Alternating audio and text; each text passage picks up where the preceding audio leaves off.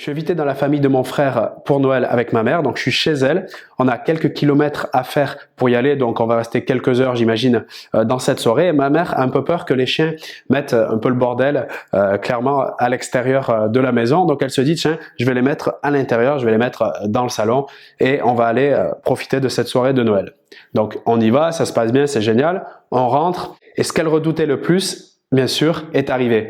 C'est-à-dire un bordel absolu dans la maison. Les jouets des petits-enfants qui avaient bougé, les couettes déplacées dans les chambres, etc. C'était vraiment un super spectacle. Et pourquoi je te parle de ça maintenant? Parce que je veux te faire un lien directement avec ce mécanisme très important à comprendre qui fait que si je pense à cet homme et que quand j'y pense, j'ai peur de le perdre, j'ai peur qu'il prenne de la distance, ce qui se passera en termes de résultats automatiquement, c'est sa fuite, son évasion. Et le mécanisme que je veux te faire comprendre ici, c'est que les résultats que j'obtiens, d'accord, ils découlent des comportements que je choisis. Les comportements que je choisis, ils vont eux-mêmes découler de l'émotion, du ressenti dans lequel je suis par rapport à la situation. D'accord? Si je suis connecté à l'énergie de peur quand je pense à cet homme qui m'intéresse, ok? Le comportement là, qui est complètement aligné et congruent avec le ressenti que j'ai de peur, d'accord? Ça va être de lui montrer plus d'intérêt, donc d'avoir plus de présence, d'être ici dans son expérience de vie. Ça se matérialise comment? Par exemple, de me connecter plus sur Messenger pour qu'il voit que je suis actif, qu'il potentiellement se mettre à me communiquer. Ça va être aussi peut-être liker des photos sur les réseaux sociaux ou commenter certaines de ses publications. Ça peut être lui envoyer des messages avec un peu plus de fréquence ou lui faire plus de propositions. Tous ces comportements, d'accord, qui sont mis en place sous l'énergie de la peur de le perdre, de la peur qu'il prenne de la distance, ont un alignement, ont une cohérence parfaite, d'accord? Et c'est pour ça qu'ils se mettent en place et c'est ce qui entraîne, dans la plupart des cas, un sentiment, un peu comme je le fais là, d'enfermement. Ce sentiment pour l'homme d'être pris au piège, que son espace vital, eh bien, se referme de plus en plus et devient de plus en plus exigu, de plus en plus petit, ce qui donne progressivement une envie forte, comme un prisonnier, de s'évader de ce huis clos. Donc la peur que l'intérêt ne soit pas réciproque, la peur qu'il disparaisse, qu'il parte, entraînera des comportements qui le feront automatiquement partir. Donc comme ma mère qui redoutait que les chiens mettent la maison à l'envers, a exactement matérialisé ces résultats-là par le fait des comportements alignés avec sa peur par rapport à la situation redoutée.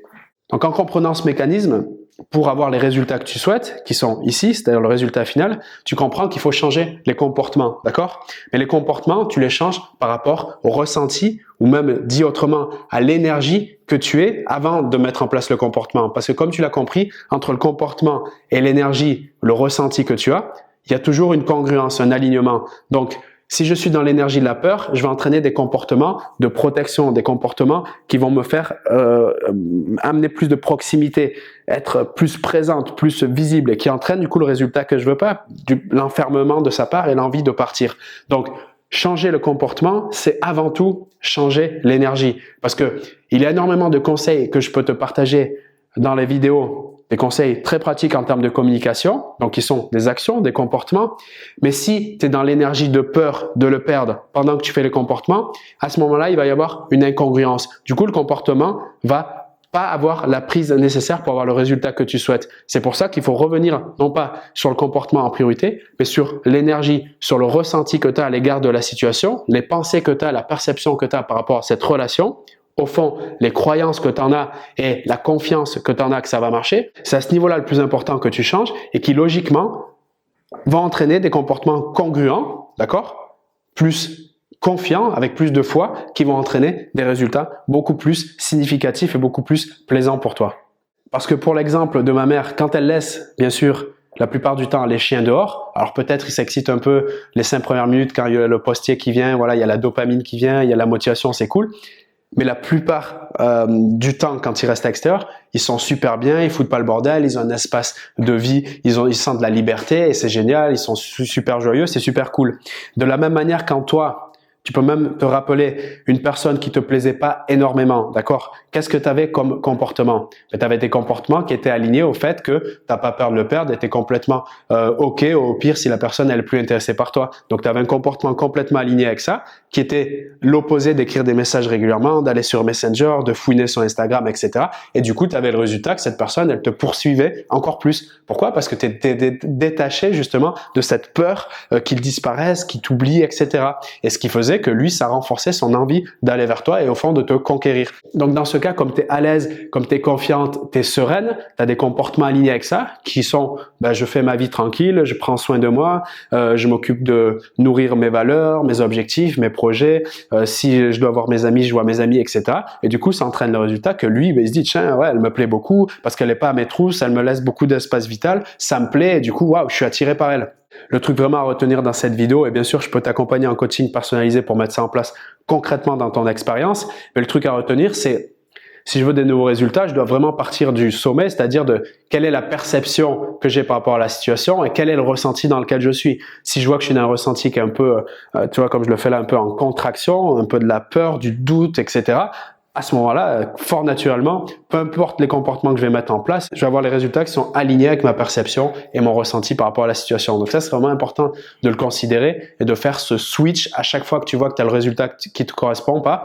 Identifie, pose-toi la question, quelle était l'énergie dans laquelle j'étais au moment où j'ai peut-être fait ce message ou que j'ai voulu l'appeler ou que j'ai voulu le voir. Si tu constates que tu étais dans une énergie un peu contractée, de résistance, de peur, de doute, etc., forcément, il faut modifier cette énergie et focuser sur comment je peux me sentir mieux maintenant. Vraiment, dans cette question, comment je peux me sentir mieux maintenant? Agir tout de suite, n'importe quel type d'action simple et accessible qui te permettent de te sentir mieux maintenant. Éventuellement après, comme je le partageais dans un coaching récemment, c'est engager le comportement, mais uniquement quand tu te sens vraiment en confiance, quand tu te sens plus sereine. Et si c'est difficile de te sentir plus sereine, etc., là, revenir sur le travail de comment être plus en énergie au quotidien dans ma vie, etc. Encore une fois, nourrir ses besoins, ses valeurs, tout ça, c'est des moyens de le faire. Il y a d'autres moyens de le faire, l'expression émotionnelle, le fait de reprendre la conscience de soi, méditation.